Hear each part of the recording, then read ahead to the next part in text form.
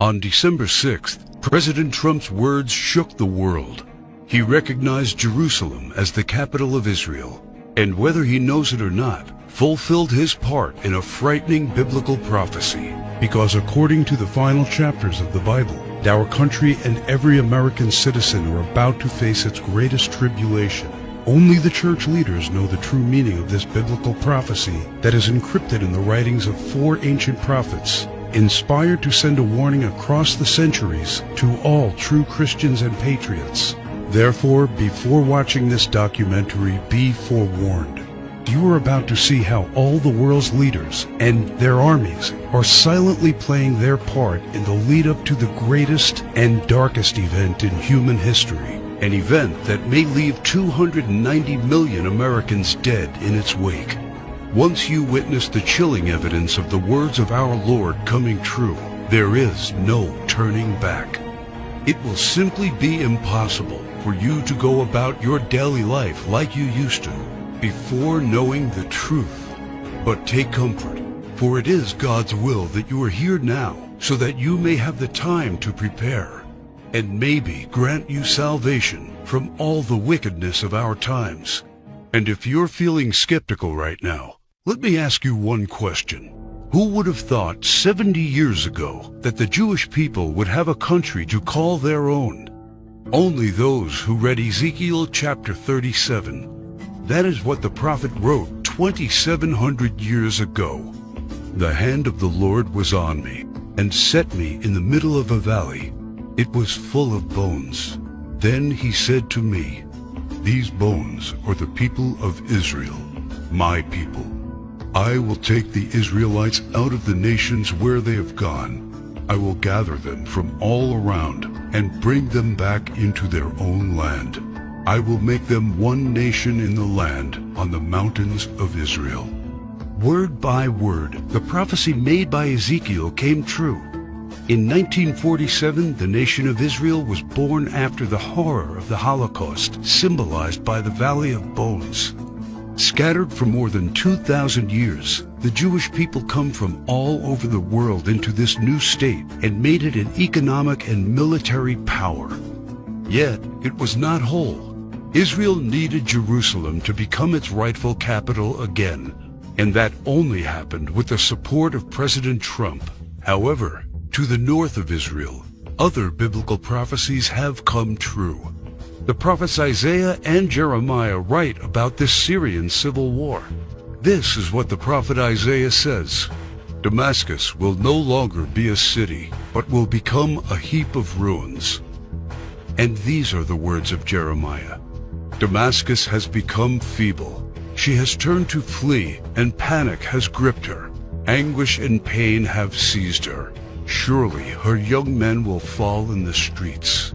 For 5,000 years, the capital city of Syria stood as one of the oldest and most prosperous cities in the world. But the civil war began in 2011 and turned it into a ruin. Not only do the prophets talk about the war, but also the refugee crisis and the deaths of its men fighting for one side or the other. The army of Syrian dictator Bashar al-Assad has been fighting the rebels backed by the United States, Israel, Turkey, Jordan, and Saudi Arabia, and ISIS terrorists. In 2015, Bashar al-Assad was at the brink of total defeat. Yet exactly at that time, another biblical prophecy was fulfilled. Ezekiel 38 tells of Russia coming to the border of Israel.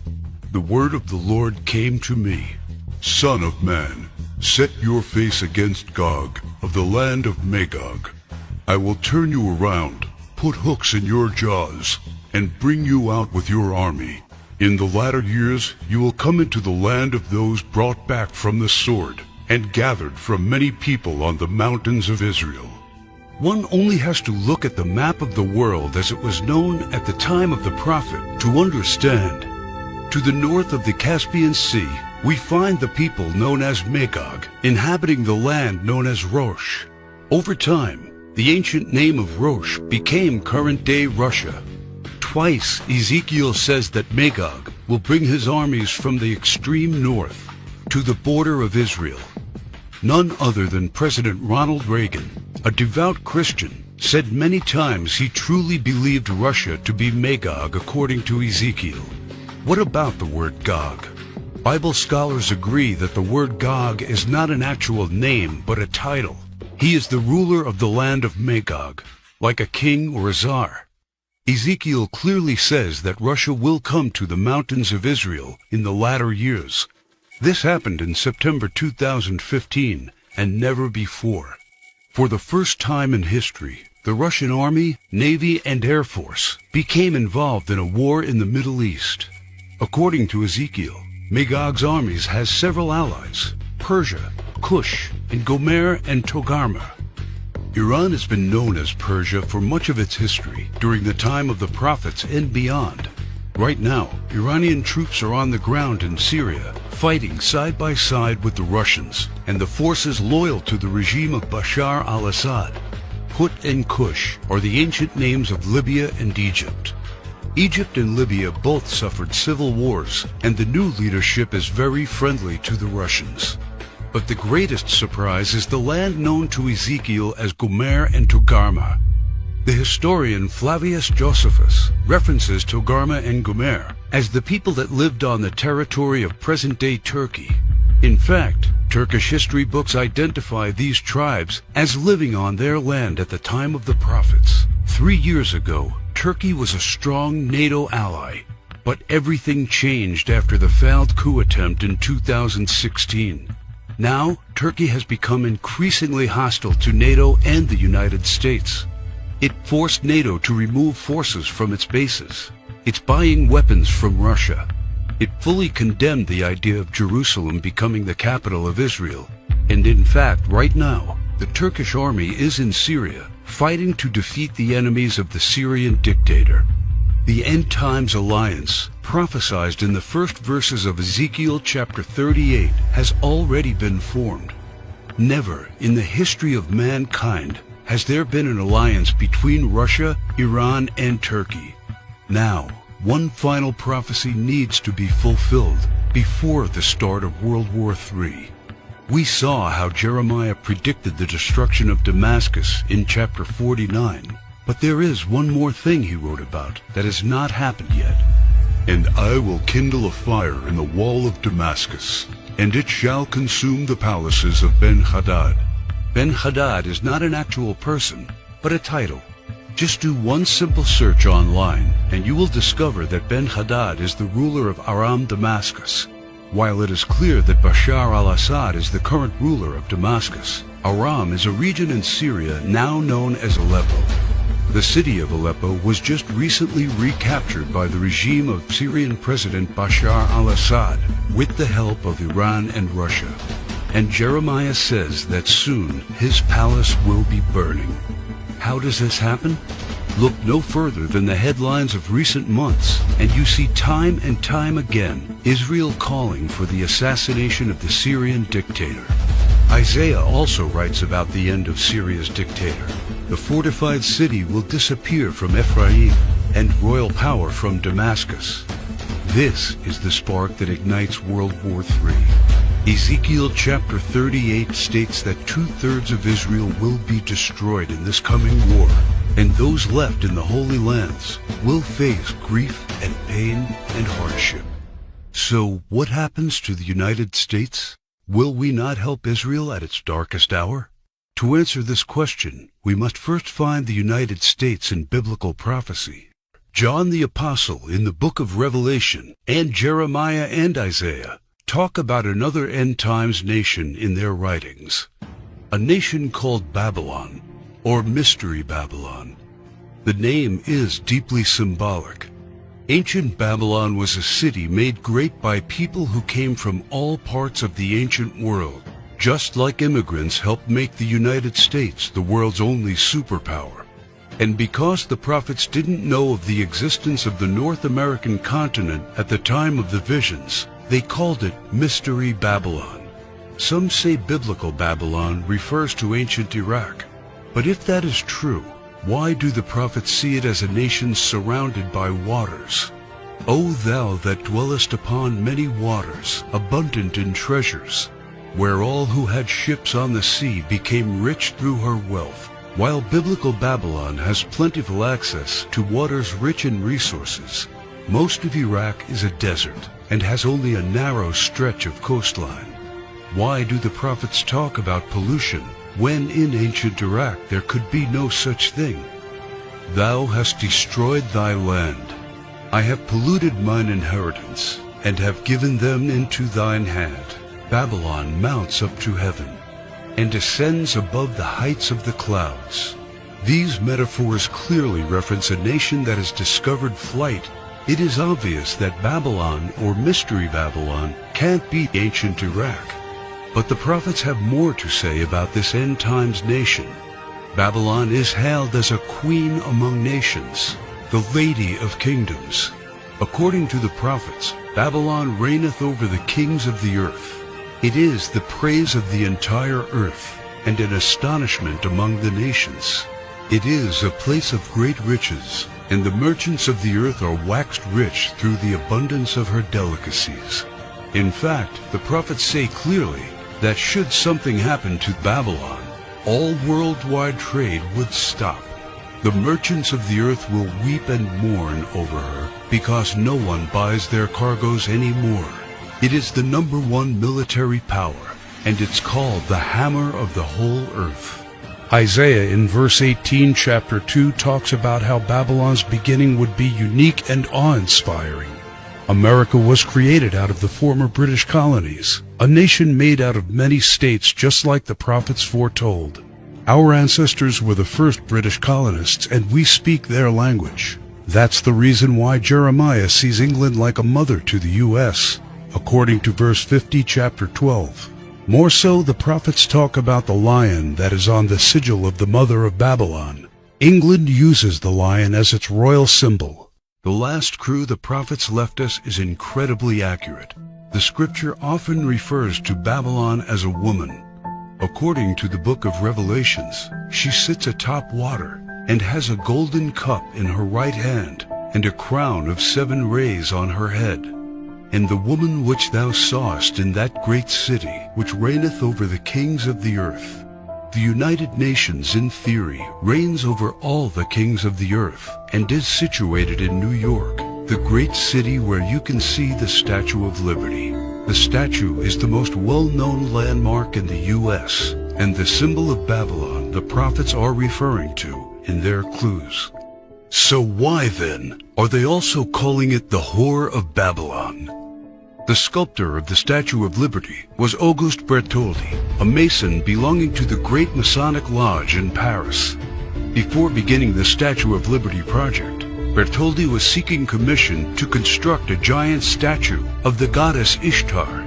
The Romans also adopted this fertility goddess, but they changed the name to Libertas in Latin, liberty in English. Libertas is the mythological equivalent of Ishtar. Therefore, the Statue of Liberty is in fact a statue of Ishtar, the Babylonian goddess of fertility, love, and sex. According to the ancient Babylonian rituals, one could only be purified of sin after intercourse with a temple priest or priestess of Ishtar. In return for this salvation, a gift offering was needed. Ishtar was the patron mother of the temple priestesses and priests. She was the mother of what we would call today prostitution. This is why Ishtar was seen by early Christians as the Whore of Babylon. And that is why the Statue of Liberty, the symbol of America, is also called by the prophets the Whore of Babylon. Do you think it is just a coincidence that the U.S., the home of the greatest and most famous statue of Ishtar, provides 65% of pornographic movies and adult entertainment to the world? Is it just another coincidence that this is the country where sexual liberation originated and spread to the rest of the world? It's not. It's just like the scriptures foretold. For all nations have drunk of the wine of the wrath of her fornication. The U.S. today has the most powerful economy and military, controls worldwide commerce, is proud and arrogant, has the most developed Air Force and space program, and it is the envy of the world. It houses the Whore of Babylon. It reigns over the kings of the earth. And unfortunately for every living American, It is Mystery Babylon.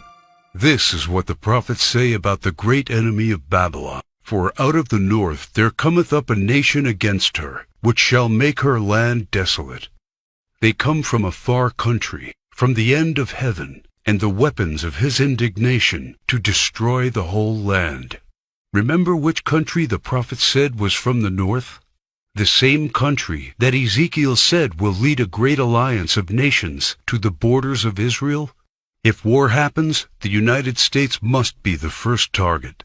That is why the prophets foretell that at the start of this war, Russia will unexpectedly use a very special weapon, the weapon of indignation, against the whole territory of the U.S., a weapon like which the world has never seen. The Holy Book shows how Babylon will feel the fury of this terrible weapon. This weapon will hit our entire country, and all our defenses will be in vain. Though Babylon should mount up to heaven, and though she should fortify the height of her strength, yet the spoilers come unto her. This weapon paralyzes our military and leaves it almost defenseless. How is the hammer of the whole earth cut asunder and broken? The mighty men of Babylon have forborne to fight. Their might hath failed. The broad walls of Babylon shall be utterly broken, and her high gates shall be burned with fire. She hath given her hand. Her foundations are fallen. Her walls are thrown down, because the spoiler is come upon her, even upon Babylon. And her mighty men are taken. Every one of their bows is broken. And after the attack, Babylon is left silent and in darkness. Sit thou silent, and get thee into darkness, for thou shalt no more be called the Lady of Kingdoms. All three prophets tell of the fall of Babylon, the destruction of the United States of America as we know it. This is not an event that happened to ancient Babylon in the past. History has never recorded the fall of a state or a city in the way described by the prophets. What weapon could silence an entire continent in 1 hour? The world has never seen one until a few years ago, with the creation of the electromagnetic pulse, or EMP. Over and over, think tanks like the EMP Commission, working for the Senate, have warned how this is the greatest and perhaps only real vulnerability of the United States. Yet no administration has done anything about it. We are completely unprepared for what's coming. Every report says the same thing. This event can wipe out 90% of Americans, and all it takes is just one warhead to be detonated above the United States to take us back to medieval times. The lasting effects will destroy society as we know it, exactly as the scriptures predicted. Therefore shall her plagues come in one day, death and mourning and famine. Without hospitals or pharmacies being able to function, people won't be able to take their necessary medication. Without running water, heat, and garbage disposal, diseases will break out. As cars and trucks stop running, market shelves will become empty. Desperate people will become looters, and there will be food riots. There will be no police, no law, no health care, no help. It will all descend into chaos and confusion, a complete collapse of everything we take for granted today. As the prophet Jeremiah says, "And it shall be, when thou hast made an end of reading this book, that thou shalt bind it to a stone, and cast it into the midst of Euphrates. And thou shalt say, Thus shall Babylon sink, and shall not rise from the evil that it will bring upon her. And this is the start of the time of tribulation and sorrows. For then shall be a great tribulation, such as was not since the beginning of the world to this time, no, nor ever shall be." And yet, the prophet shows that there is still hope. But the ones who endures to the end will be saved. The message couldn't be any clearer. The warnings are there so that only the ones who believe the words and warnings of our Lord and prepare will be saved. My name is Alexander Kane. I am a theology professor working at one of the largest universities in Arkansas. I earned a doctor's degree in theology and ancient history, and for the past 19 years I have studied the ancient scriptures. And as I saw this prophecy come true, I knew I had to do everything in my power to protect the ones I love, and the obvious place to look for answers is in what people did 200 years ago to survive and thrive without electricity. The knowledge, methods, and skills of our ancestors will keep us alive after the EMP. I have discovered ways to keep food from spoiling without a fridge, and the secret to storing heat-sensitive medicine, and surprising places where you can find drinkable water, enough to sustain your family for months, even if you live in a barren region. I learned how anyone, and this includes seniors and kids, can survive without electricity. The only one condition is that they need to know what to do when the power goes out and have preparations in place. I knew that I had discovered the true solution to the coming biblical disaster. I set to work on writing down everything I had learned, and when I was all done, I realized everything I had learned added up to a comprehensive guide to surviving and thriving during the coming EMP-generated dark ages. Every word written in the knowledge that what's coming is worse than Katrina, Sandy, or any other natural disaster. The fall of Babylon America will be man-made and countrywide, and there will be no place to hide. But faith, knowing what to do, and preparing for what's coming are the only things that will get you through the fall of Babylon America. That is why I have named my work Alive After the Fall. Everything inside is specifically designed to get you through the immediate effects of the weapon of indignation. This is like a Noah's Ark packed with knowledge for the coming disaster. Let me show you exactly what I mean. It's just a seemingly normal evening, and you're probably home watching TV when suddenly all the lights and electronics go out. Without any warning and without any explanation, the utilities are out. There are no more lights. There is no running water or gas for your oven. Your phone doesn't work. You look out the window and see that everywhere you look, it's the same. Darkness and silence.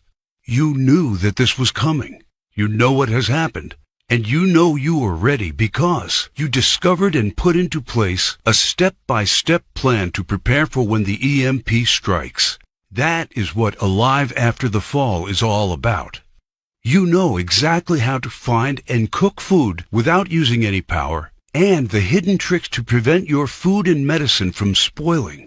While everybody else is looking helpless, waiting and hoping for the power to come back on, you are already using the simple and surprising methods you discovered to preserve your essential supplies from spoiling.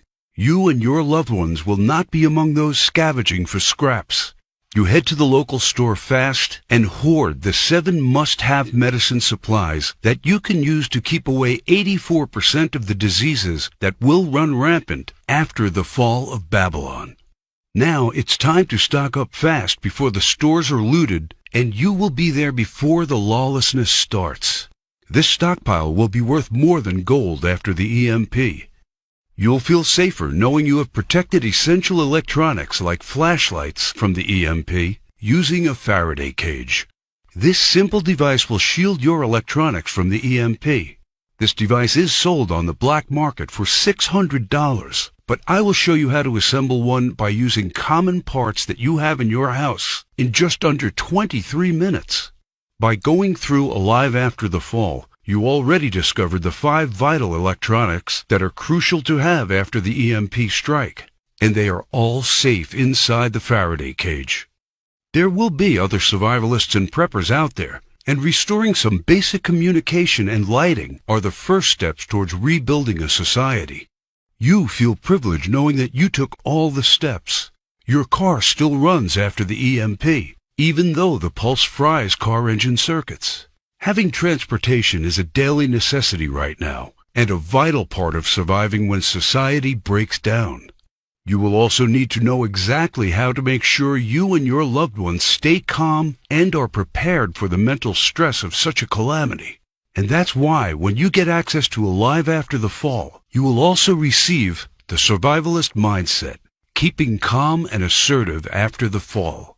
You should know that the human mind is the most powerful weapon in any disaster situation, and this knowledge will make you sharp, aware, and focused, even when others are falling apart mentally. This guide is dedicated to showing you all the secrets to overcome the powerful emotions that can overcome even the most seasoned survivalists during a disaster. In Chapter 1, you will discover the simple blueprint to coping with the emotional stress that can ruin even the most carefully put-together survival plan. Anticipate, identify, and manage. You will learn the simple remedies for the most crippling emotional states: isolation, anxiety, and hopelessness, and many, many others. This knowledge will keep you and every member of your group confident, disciplined, and steadfast, and will maximize your chances of survival.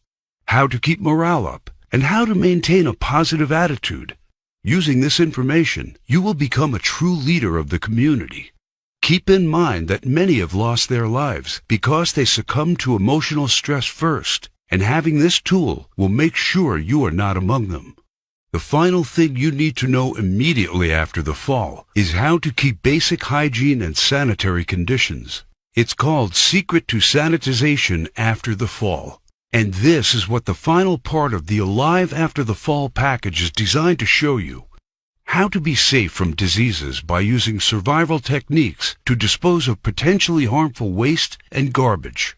The horrifying truth is that bacteria and microbes that can generate disease are responsible for 65% of deaths after a disaster, and you will have the knowledge to keep them all away.